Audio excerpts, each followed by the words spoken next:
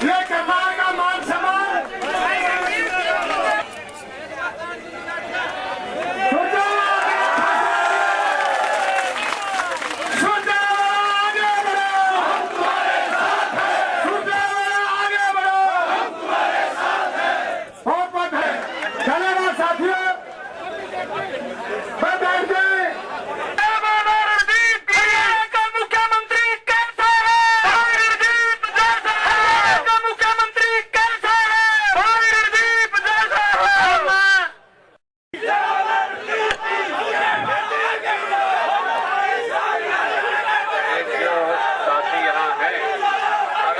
वाले भी सब बैठ जाएंगे तो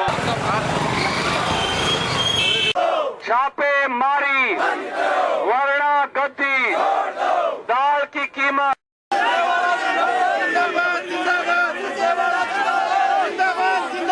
की जनता के समर्थन में आप प्रदर्शन कर रहे हैं और प्रदेश की जनता ये भी जानना चाहेगी कि अगले 2019 के विधानसभा चुनाव में कांग्रेस का मुख्यमंत्री पद का उम्मीदवार कौन होगा? कांग्रेस के मुख्यमंत्री पद का कोई दावेदार नहीं। कांग्रेस के मुख्यमंत्री वो होगा, ना ये मुख्यमंत्री पद की लड़ाई।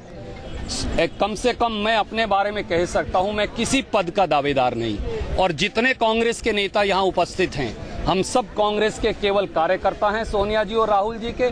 हम किसी पद की लड़ाई में शामिल नहीं। केवल एक बात आपकी अनुमति से जोड़ूंगा, और कांग्रेस का मुख्यमंत्री, आपके मुंह में घी शक्कर, कांग्रेस की सरकार बनेगी, आपने माना। कांग्रेस की सरकार बनेगी तो कांग्रेस के विधायक श्रीमती सोनिया गांधी और राहुल गांधी जिसका निर्णय मिलकर करेंगे वही सर्वमान्य होगा। द्वारा आज आपको प्रोजेक्ट किया गया, मुख्यमंत्री आपकी स्टेज से लगातार यही नारे लगाए गए कि मुख्यमंत्री अगला कौन सा होगा, तो आप माने कि आपको प्रोजेक्ट किया गया? मैंने आपको कहा, मैं किसी पद का दावेदार नहीं।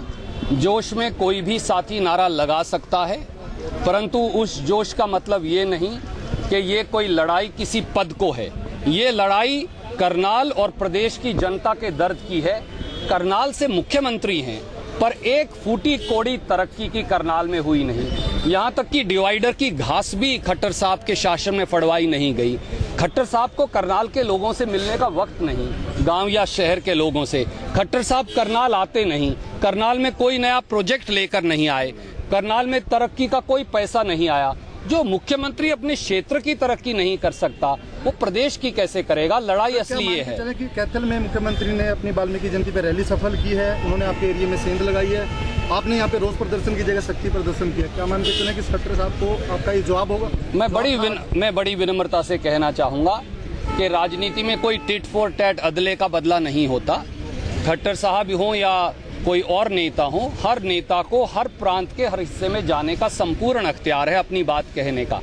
अच्छा होता खट्टर साहब वहां जब गए तो हमारे वाल्मीकि और दलित भाइयों के अत्याचार के और उत्पीड़न को कैसे रोकेंगे ये भी बताते कि सुनपेड़ में 2-2 अबोध बालिकों को जलाने की बात क्यों हुई। ये भी बताते कि उन्होंने वायदा किया था कि गरीबों को प्लॉट देंगे, वो कब तक दिए जाएंगे। ये भी बताते कि गरीबों को बीपीएल कार्ड देने का वायदा करके उस रैली में लाए, वो कब तक देंगे।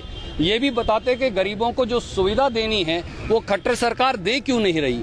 और ये भी बताते कि गरीबों के आरक्षण को खत्म करने की बात मोहन भागवत जो करते हैं, क्या खट्टर साहब उसकी निंदा करने का साहस दिखाते तो हम उनकी तारीफ करते। आप मुख्यमंत्री निकाल रहे हैं, लेकिन आपके बोर्डों पे आज जो बोर्ड लगे थे वहाँ तंवर साहब का फोटो था, नहीं भूपेंद्र हुड्डा। आप बेशक इसको नकार रहे हैं। माननीय भूपेंद्र सिंह हुड्डा जी प्रांत के पूर्व मुख्यमंत्री हैं, प्रांत के सबसे कद्दावर नेताओं में से हैं, और व्यक्तिगत तौर से मैं तो उनका एक परिवार के बड़े के नाते बहुत सम्मान करता हूं। ना उनके और मेरे बीच ना मतभेद है, ना मनभेद है, ना वैचारिक भेद है।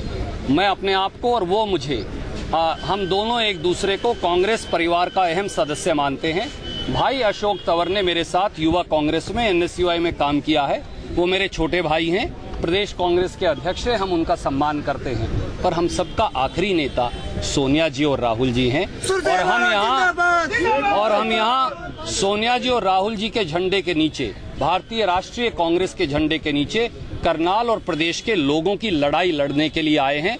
यहाँ कोई नेतागिरी की या नेतृत्व की लड़ाई नहीं। और मैंने खुद स्पष्ट किया है, ना मैं ना मेरा कोई और साथी जो यहाँ खड़ा है, जो आपको भिन्न भिन्न साथियों के साथ प्रांत में मिल जाएंगे, हम किसी पद की दौड़ में नहीं, हम जनता की पीड़ा को उजागर करने की दौड़ में हैं।